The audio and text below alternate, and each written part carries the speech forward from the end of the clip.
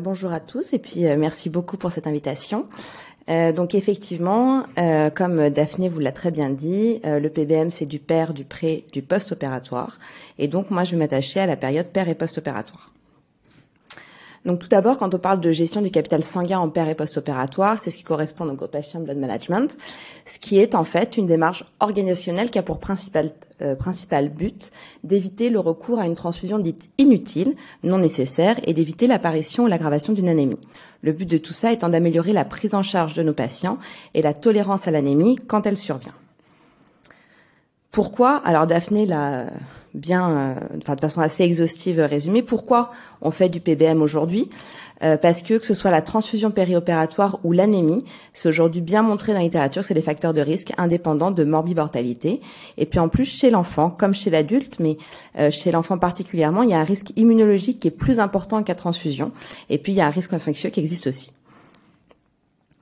Alors quand on parle de PBM, à la base, ça repose sur ce qu'ils appellent les 3 grands piliers du PBM. Premièrement, optimiser la masse sanguine de l'enfant. Secondairement, minimiser les pertes sanguines. Et puis, améliorer la tolérance à l'anémie si elle survient. Et ces 3 piliers, on va pouvoir les traiter en pré, en per et en post-opératoire. Premier pilier, l'optimisation donc de la masse sanguine. Alors cette première étude, c'est une étude un peu ancienne, 2016, qui s'est attachée à évaluer en fait les complications sur un peu plus de 1500 enfants opérés en chirurgie cardiaque. Et ce qu'ils avaient observé, c'était que chez donc les enfants qui étaient décédés, il y avait le jour de la chirurgie une balance entrée-sortie, un bilan entrée-sortie qui était très positif. Y compris donc le jour de la chirurgie et le premier jour post-opératoire.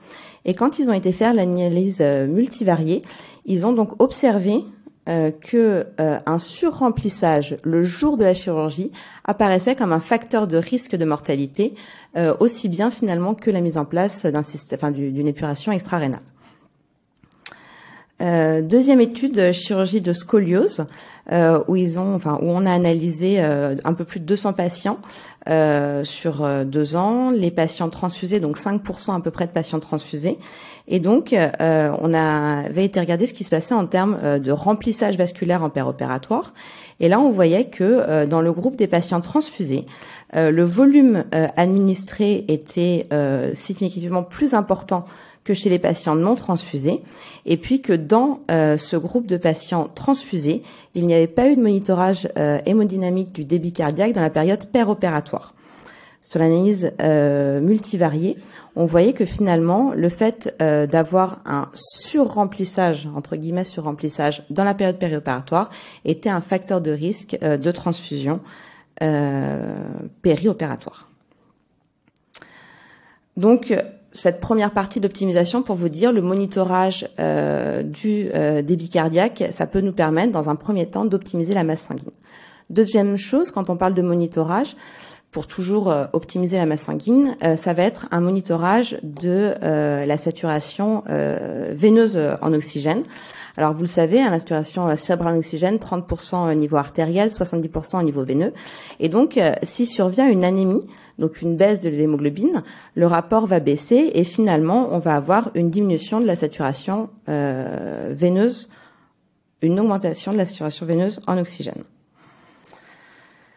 Le NIRS, donc, qui est un des moniteurs qu'on peut utiliser pour pouvoir monitorer la saturation veineuse en oxygène, au sein de son algorithme, alors ça c'est l'un des premiers qui a été publié en 2009, on voit que le taux d'hémoglobine intervient et que finalement, si jamais on a une hémoglobine, on était déjà à ce moment-là sur des seuils assez bas, 7 à 8 grammes d'hémoglobine, c'est le moment où il va falloir réfléchir à mettre en place une transfusion sanguine pour pouvoir encore une fois optimiser notre saturation cérébrale et donc ce qui se passe au niveau tissulaire. Donc pour ce premier pilier d'optimisation de la masse sanguine, ce qui peut nous permettre d'améliorer les choses en péropératoire, premièrement un monitorage du débit cardiaque dans le but d'éviter un surremplissage.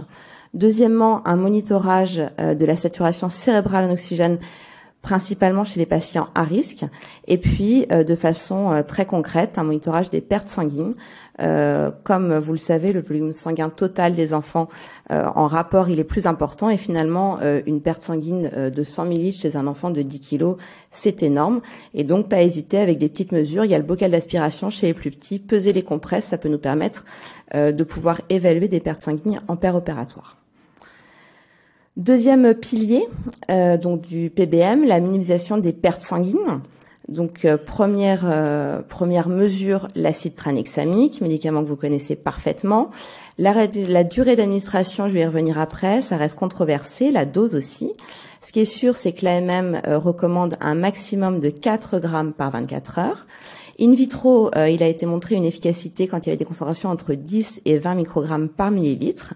Et en général, on associe un bolus puis une dose d'entretien. En termes de contre-indications, je vous parle uniquement des contre-indications absolues. J'ai pris le parti de ne pas parler des contre-indications relatives que peuvent être l'épilepsie et les thromboses artérielles ou veineuses. On pourra en parler si vous le souhaitez. Et donc, l'acide tranexamique, ça a été étudié aujourd'hui dans quasiment toutes les chirurgies hémorragiques, que ce soit en ORL, en neurochirurgie des craniosténoses ou sur tout ce qui est chirurgie du rachis. Les doses, elles sont très variables. On a des bolus qui vont de 10 à 100 mg kg, des doses d'entretien qui vont de 10 à 50 mg kg.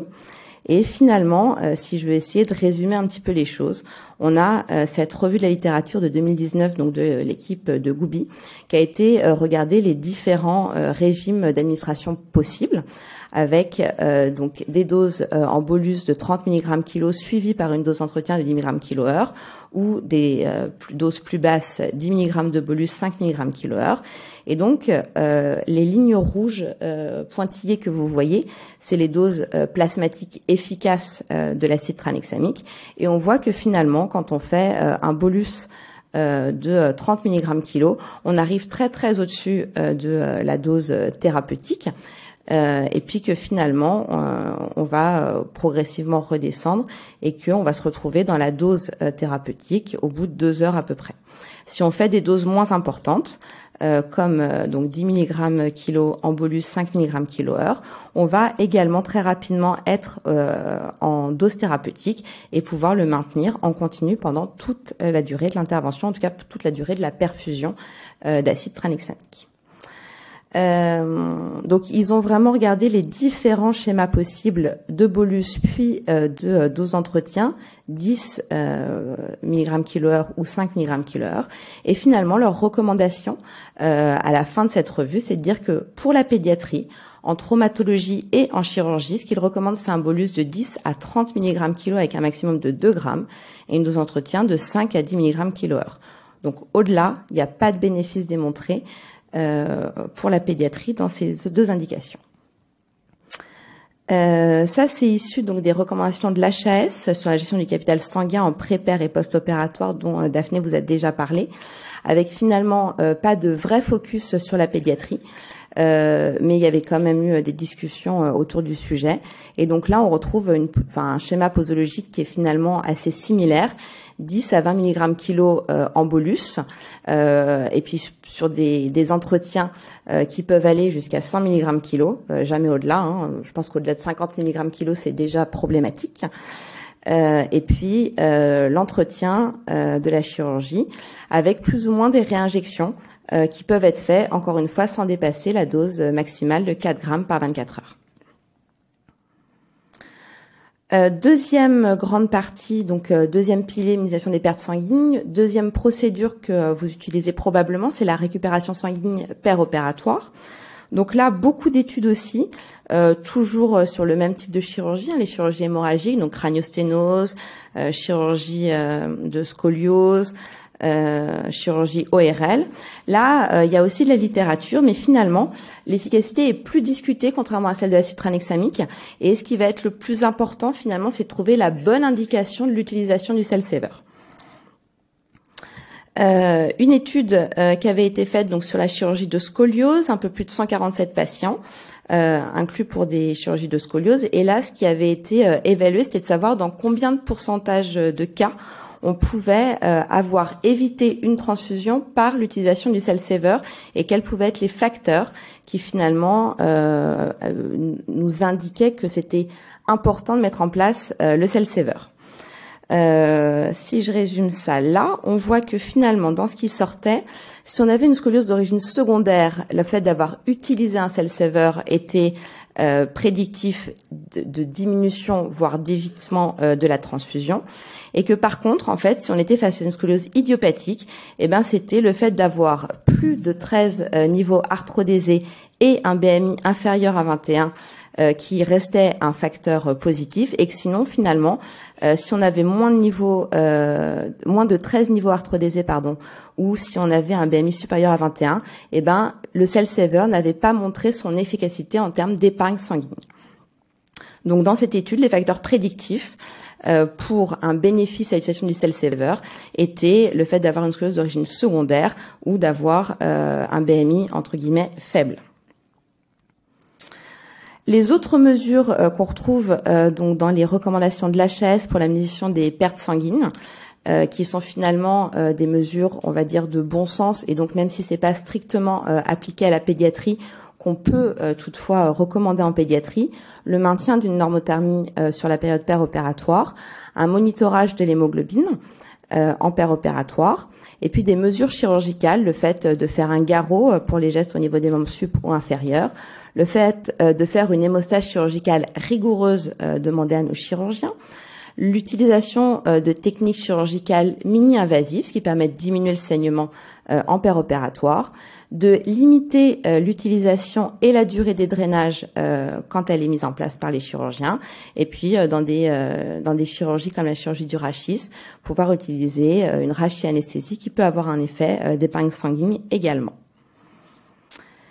Dernier grand pilier du PBM, l'amélioration de la tolérance à l'anémie. Donc là, ce qui a été recommandé face à l'anémie, c'était premièrement de la dépister en préopératoire, de la traiter si elle existait en préopératoire. Et ben là, finalement, en post-opératoire, ce qu'il va falloir, c'est surveiller le saignement et puis faire un diagnostic, diagnostiquer une anémie si elle survient en post-opératoire. Comme on l'a vu, c'est un facteur de surrisque de morbimortalité. Pour ça, encore une fois, limiter le drainage et leur durée, limiter les prélèvements systématiques dans la période post-opératoire. Et chez les enfants, il existe des dosages d'hémoglobine capillaire qui peuvent permettre d'avoir une évaluation rapide de l'hémoglobine sans prélever un volume de sang trop important. Et puis, sur les recos, donc HAS de 2022, il recommande pour les chirurgies à risque hémorragique de faire un hémogramme et un bilan martial 4 semaines après la chirurgie pour dépister donc une anémie post-opératoire et si elle existe, de la traiter. Si jamais on est face donc en post-opératoire à une anémie, principalement donc une anémie par carence martiale, deux modes d'administration du fer, le fer péros, le fer par voie intraveineuse. En pratique, au-delà du fer inject, il y a aussi le vénofer qu'on peut utiliser en pédiatrie. Bien faire attention, donc c'est pas les mêmes doses, 3 à 5 mg kg pour le vénofer versus 15 mg kg pour le fer inject. Surtout, le vénofer peut être réinjecté au bout de 48 heures, ce qui n'est pas le cas du fer inject. Et donc faire attention quand on choisit les médicaments pour pas faire de réinjection trop précoce de fer si on a fait un fer inject, par exemple. Il y a eu effectivement, comme on l'a dit tout à l'heure, une extension de l'AMM du fer inject, donc c'est possible à partir de l'âge de 1 an, et avec une dose maximale de 700 mg jusqu'à l'âge de 16 ans, 1 gramme au-delà, comme chez l'adulte, et donc des injections qui peuvent être faites de façon hebdomadaire pour le fer inject. Je vous rappelle que le fer inject, quand il est fait, doit être fait en hospitalisation. Donc si on est dans le post-opératoire immédiat, c'est au cours du séjour. Sinon, si c'est lors du bilan à 4 semaines par exemple, et qu'on décide de faire un traitement par voie intraveineuse, ça se fait au cours d'une hospitalisation 2 jours, ou en tout cas en secteur hospitalier. Quant à la transfusion, parce que si on a mis tout ça en place, soit, mais il y a des fois quand même, on va avoir besoin de transfuser nos patients.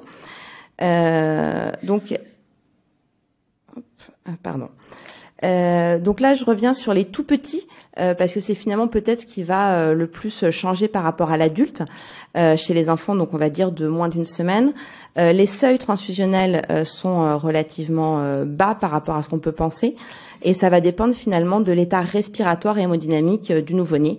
Donc des seuils entre 10 et 12 grammes d'hémoglobine sur les 48 premières heures de vie, et des seuils entre 8 et 11 grammes entre J3 et J7 de vie.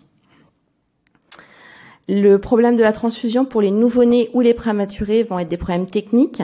L'abord veineux peut être difficile. Il y a une vraie fragilité hémodynamique avec un risque de surcharge volémique. Donc, si on doit être transfusé, souvent, ce sera sur une durée assez longue en dehors du choc hémorragique, encore une fois, et parfois avec la nécessité de faire du Lasix après la transfusion. Et puis, pour les culots globulaires, on utilisera des culots de sang de moins de 10 jours de façon systématique. Dans les particularités immunologiques pour la transfusion du nouveau-né des prématurés, pour les prémas inférieurs à 28 semaines ou à moins d'1,5 kg, on utilisera des produits irradiés. Et puis le bilan immunohématologique donc de l'enfant, du nouveau-né prématuré, donc un groupe ABO DRAI avec donc une extension de validité jusqu'à 4 mois pour les nouveau-nés et les prématurés. Alors sur le seuil transfusionnel, aujourd'hui, on commence à avoir des données avec des seuils qui sont probablement plus restrictifs que ce qu'on pouvait imaginer. Ça, c'est une des études issues du recueil Nectarine et de l'étude Nectarine qui a été réalisée en Europe. 31 centres, 31 pays, un peu plus de 165 centres. Dans ce papier, ils ont analysé 5609 patients, ce qui correspond à un peu plus de 6542 procédures. Et donc, ils avaient observé 447 transfusions chez 406 patients. Ils ont analysé, donc ça c'est l'étude a duré, s'est étendue sur 3 semaines, et donc ils ont analysé le nombre de transfusions en fonction des semaines. Et donc ça c'est le tableau démographique.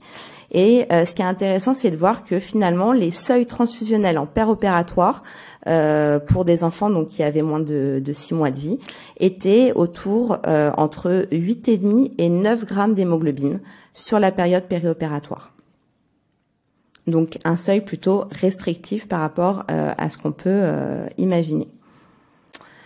Ça, c'est des recommandations. Alors, je suis désolée, c'est assez chargé. C'est donc les recommandations pour la transfusion chez les patients en réanimation.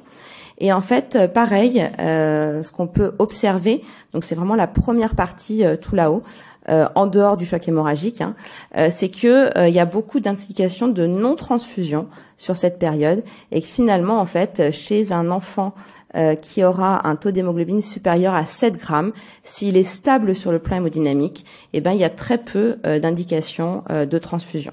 Donc aujourd'hui, on est sur des seuils plutôt restrictifs par rapport à ce qui a pu être fait auparavant.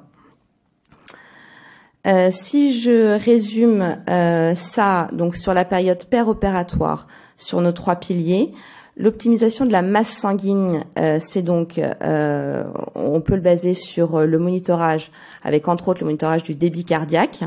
Pas hésiter à faire des mini-épreuves de remplissage plutôt que des grosses épreuves de remplissage, donc le 2 à 5 millilitres qui peut nous permettre d'éviter de diluer un enfant et donc permettre d'optimiser la masse sanguine en péropératoire. Pour minimiser les pertes sanguines en péropératoire, l'acide tranexamique, je pense qu'on peut le recommander de façon assez large. Un bolus puis un entretien, plutôt des doses basses aujourd'hui, des protocoles de 10 mg kg en bolus puis 5 mg kg/h. En tout cas, je pense pas que dans la littérature on trouve d'intérêt à des doses supérieures à 50 mg kg aujourd'hui. La récupération sanguine péropératoire, c'est aussi indiqué. Encore une fois, c'est l'indication selon le type de procédure qui permet que ce soit efficace et donc de pouvoir le recommander pour minimiser les pertes sanguines. Enfin, l'amélioration de la tolérance à l'anémie en péropératoire, c'est un monitorage précis des pertes sanguines et de l'hémoglobine. Sur la période post-opératoire, finalement, ce qu'on peut proposer en termes de minimisation de pertes sanguines, c'est éventuellement des réinjections d'acide tranexamique sur les 24 premières heures, encore une fois en respectant la dose totale de 4 grammes par 24 heures. Et puis pour améliorer la tolérance à l'anémie, une supplémentation en fer si on a anémie par carence martiale. En cas de transfusion, des seuils plutôt restrictifs, et puis une surveillance des saignements et un diagnostic de l'anémie dans la période post-opératoire. Pour finir, donc c'est l'équivalent de ce que vous a mis Daphné tout à l'heure sur la période préopératoire. Cette fois, on est en pér- et post-opératoire, les recos HAS, que je vous invite à lire quand même, puisque je pense qu'on y apprend beaucoup de choses. Et donc là, c'est le résumé qui correspond à ce qu'ils ont recommandé pour la période pér- et post-opératoire. Merci beaucoup.